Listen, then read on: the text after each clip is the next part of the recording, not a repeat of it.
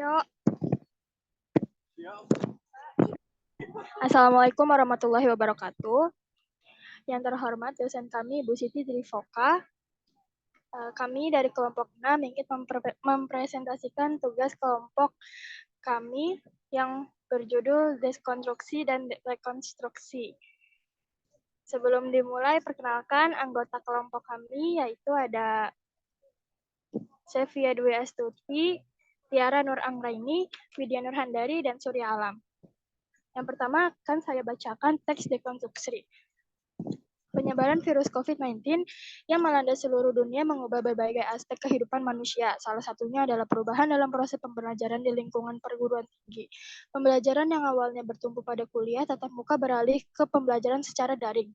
Dalam proses pembelajaran daring yang berlangsung tersebut, muncul kendala-kendala yang dihadapi baik oleh pengajar ataupun dosen. Kendala yang dihadapi mahasiswa. Pada tulisan ini akan dibahas beberapa kendala yang dihadapi oleh mahasiswa selama proses pembelajaran daring di salah satu perguruan tinggi swasta di Sumatera Utara. Penelitian dilakukan dengan cara mewawancara terstruktur menggunakan media online dengan responden sebanyak 6 orang yang mewakili beberapa angkatan mahasiswa. Dari hasil penelitian diperoleh kesimpulan bahwa kendala-kendala yang dihadapi mahasiswa masih bersifat mendasar atau fundamental.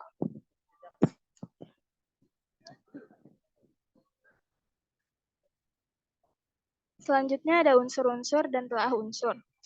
Gambaran pelaksanaan penelitian, unsur ini ditemukan pada teks yang menyatakan bahwa dalam proses pembelajaran daring yang berlangsung tersebut muncul kendala-kendala yang dihadapi baik oleh pengajar ataupun dosen maupun kendala yang dihadapi mahasiswa.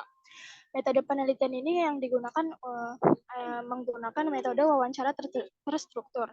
Hasil penelitian menunjukkan bahwa kendala-kendala yang dihadapi mahasiswa masih bersifat mendasar ataupun fundamental. Selanjutnya akan dibacakan oleh Alam. Selanjutnya yang teks kedua, peran orang tua dalam memberikan pendidikan seks sejak dini belum dilakukan secara mendalam. Orang tua masih tidak mampu membedakan mengenai perbedaan pendidikan seks untuk anak dan orang dewasa, serta tidak tahu bahwa penting menanamkan rasa malu sejak dini. Bahkan ada satu orang tua membiarkan anaknya mandi di halaman rumah bersama teman-temannya. Berdasarkan hal tersebut, penelitian ini bertujuan untuk menggali dan mengetahui peran orang tua dalam memberikan pendidikan seks sejak dini pada usia anak 5-6 tahun di TK Aba Piyungan. Metode penelitian yang digunakan adalah jenis penelitian kualitatif dengan menggunakan deskriptif kualitatif. Subjek penelitian ini adalah orang tua dan anak didik dari TK Aba Piyungan yang berusia 5-6 tahun. Sedangkan objek penelitian adalah peran orang tua dalam memberikan pendidikan seks sejak dini pada usia anak 5-6 tahun di TK Aba Piyungan.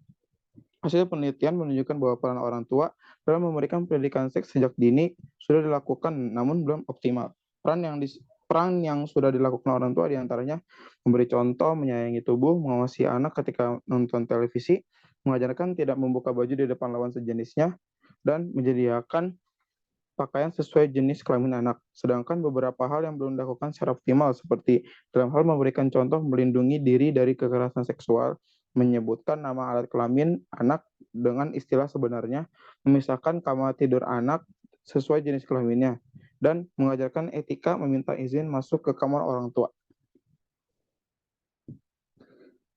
Unsur-unsur dan telah unsur. Yang pertama, latar belakang. Dalam abstrak tersebut terdapat latar belakang penelitian, yaitu bertujuan untuk menggali dan mengetahui peran orang tua dalam memberikan pendidikan seks sejak dini pada anak usia 5-6 tahun di TK Aba Piyungan. Tempat penelitian ini dilakukan di rumah orang tua dari anak didik TK Aba Piyungan yang berusia 5-6 tahun. Yang kedua, metode penelitian. Metode penelitian yang digunakan adalah jenis penelitian kualitatif dengan menggunakan deskriptif kualitatif. Yang selanjutnya, hasil penelitian peran orang tua dalam memberikan pendidikan seks sejak dini sudah dilakukan namun belum optimal. Selanjutnya akan dibacakan oleh Sevia. Selanjutnya teks 3 yaitu berbagai gangguan psikologis telah dilaporkan dan dipublikasi selama wabah COVID-19. Salah satunya adalah stres. Stres tidak hanya dirasakan masyarakat, bahkan tenaga kesehatan pun dan semua orang yang bekerja di bidang medis. Gangguan psikologi memiliki dampak yang lebih luas dan lebih lama dibandingkan dengan cedera fisik, sedangkan perhatian pada kesehatan mental jauh lebih sedikit. Tujuan tinjauan sistematis ini adalah memberikan bukti klinis dan masukan untuk peningkatan kewaspadaan dan manajemen dari diri agar terhindar dari stres di masa pandemi COVID-19. Sebanyak 10 artikel yang berasal dari berbagai basis data melibatkan 5.925 tenaga kesehatan dan 8.770 masyarakat dari berbagai negara telah dilaporkan dalam tinjauan sistematis ini. Faktor penyebab stres pada tenaga kesehatan antara lain beban kerja, rasa takut terinfeksi COVID, stigma negatif pembawa virus, dan berjauhan dari keluarga. Faktor penyebab stres masyarakat antara lain konsumsi alkohol, beban kerja dari rumah, penghasilan, jenis kelamin, keterbatasan pangan, dan kekhawatiran terinfeksi. Unsur-unsur dan telaah unsur. Yang pertama adalah latar belakang. Dalam abstrak terdapat latar belakang penelitian, yaitu bertujuan untuk memberikan bukti klinis dan masukan untuk meningkatkan kewaspadaan dan manajemen diri agar terhindar dari stres di masa pandemi. Metode penelitian ini merupakan tinjauan sistematis dengan pendekatan kualitatif untuk memahami makna fenomena yang hubungannya melalui penyelidikan yang mendalam. Yang terakhir yaitu hasil penelitian. Kondisi psikologis tenaga kesehatan dan masyarakat selama pandemi COVID belum menjadi fokus utama pemerintah di berbagai negara. Namun penelitian menunjukkan bahwa mayoritas masyarakat di dunia mengalami gejala stres ringan dan para tenaga kesehatan juga mengalami stres akibat beban pekerjaan, stigma, dan kekhawatiran terinfeksi. Selanjutnya ada teks rekonstruksi. Pertama akan dibacakan oleh Widya.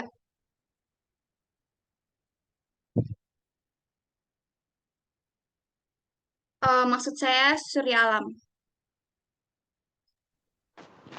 Ya, yang teks yang pertama, model bisnis merupakan metode yang membantu perusahaan untuk bercerita mengenai kondisi internal perusahaan melalui bisnis model kanvas. Perusahaan dapat menampilkan secara sederhana namun menyeluruh terhadap 9 komponen esensial dari bisnis. Sehingga metode ini dapat digunakan untuk menganalisis model bisnis perusahaan kelas dunia seperti Uber. Penelitian ini bertujuan untuk menganalisis model bisnis dari Uber menggunakan analisis bisnis model kanvas. Data didapatkan dari hasil wawancara terhadap 15 mitra pengemudi Uber di kota Surabaya dan hasil studi literatur pendukung. Hasil yang didapatkan dari penelitian ini adalah Uber mendapatkan keuntungannya dari pembagian keuntungan dengan perusahaan mitra, pembagian keuntungan dengan mitra pengemudi, keuntungan dari kartu kredit, serta keuntungan dari Google atau Apple atas unduhan aplikasi.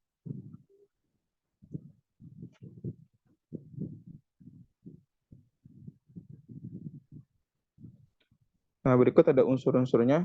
Itu terdapat gambaran umum hal yang dibahas, tujuan penelitian, metode penelitian, dan hasil penelitian. Nah, selanjutnya ada teks rekonstruksinya. Model bisnis merupakan metode yang membantu perusahaan untuk bercerita mengenai kondisi internal perusahaan melalui bisnis model kanvas. Perusahaan dapat menampilkan secara sederhana, namun menyeluruh terhadap 9 komponen esensial dari bisnis. Penelitian ini bertujuan untuk menganalisis model bisnis dari Uber menggunakan analisis bisnis model kanvas. Data dalam penelitian ini didapatkan dari hasil wawancara terhadap 15 mitra pengemudi Uber di kota Surabaya dan hasil studi literatur pendukung. Hasil yang didapatkan dari penelitian ini adalah Uber mendapatkan keuntungannya dari pembagian keuntungan dengan perusahaan mitra, pembagian keuntungan dengan mitra pengemudi, keuntungan dari kartu kredit, serta keuntungan dari Google atau Apple atas unduhan aplikasi. Selanjutnya akan dibacakan oleh rekan saya, Widya. Selanjutnya ada teks kedua, yaitu individu dapat mengembangkan pengetahuannya sendiri. Artinya adalah pengetahuan yang dimiliki oleh setiap individu dapat dibentuk oleh individu sendiri melalui interaksi dengan lingkungan yang terus-menerus dan selalu berubah. Individu juga mampu memodifikasi pengalaman yang diperoleh melalui lingkungan sehingga melahirkan pengetahuan, temuan-temuan baru. Oleh karena itu, proses pendidikan bukan hanya sekedar transfer of knowledge, tetapi juga bagaimana merangsang struktur kognitif individu mampu melahirkan pengetahuan dan temuan-temuan baru. Kedua, perlu adanya individualisasi dalam pembelajaran. Sebaliknya, belajar penemuan akan menjadi kurang bermakna apabila dilakukan dengan coba-coba dan tidak sistematis.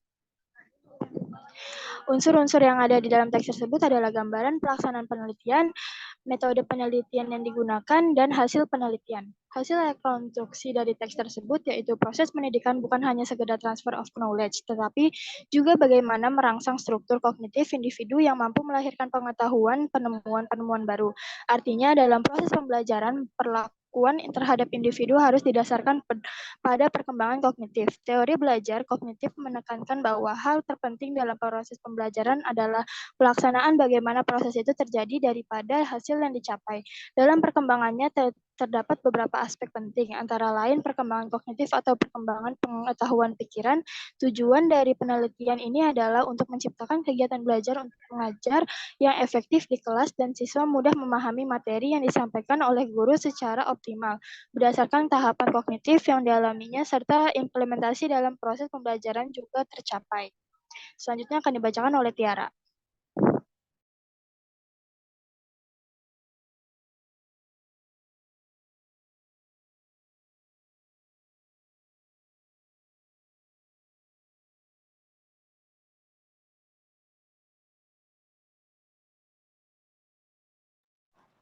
Teks 3 yaitu seiring perkembangan dan perubahan zaman, terjadi perubahan tingkah laku dan perilaku manusia berubah dari masa ke masa. Hal ini turut juga merubah perkembangan sistem pendidikan di dunia dan Indonesia pada khususnya.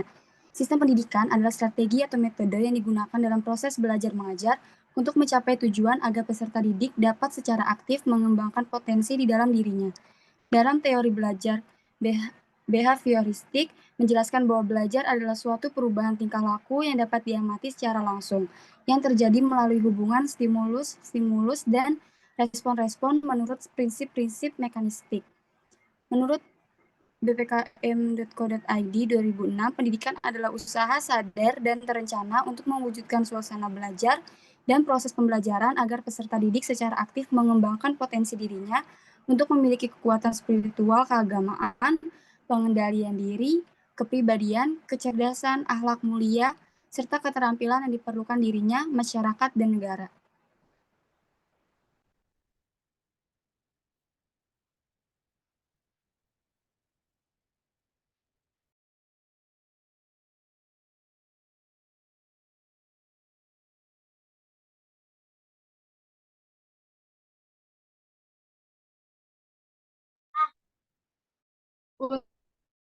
Unsur-unsur yang ada di dalam teks ini yaitu gambar penelitian yang digunakan,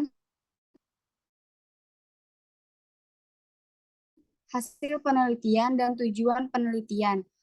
Untuk teks rekonstruksi akan dalam proses belajar mengajar untuk mencapai tujuan agar peserta didik dapat secara aktif mengembangkan potensi di dalam dirinya. Perubahan ini dapat dilihat dari perubahan sistem pendidikan yang terdiri dari pembelajaran, pengajaran, kurikulum, perkembangan peserta didik, cara belajar, alat belajar sarana dan prasarana, dan kompetensi lulusan dari masa ke masa.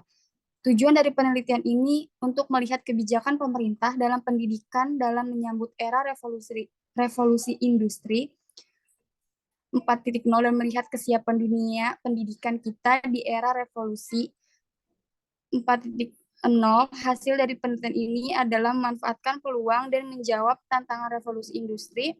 Para pemangku kepentingan atau stakeholder wajib memiliki kemampuan literasi data, teknologi, dan manusia. Literasi data dibutuhkan oleh pemangku kepentingan untuk meningkatkan skill dan mengolah dan menganalisis big data untuk kepentingan peningkatan layanan publik dan bisnis.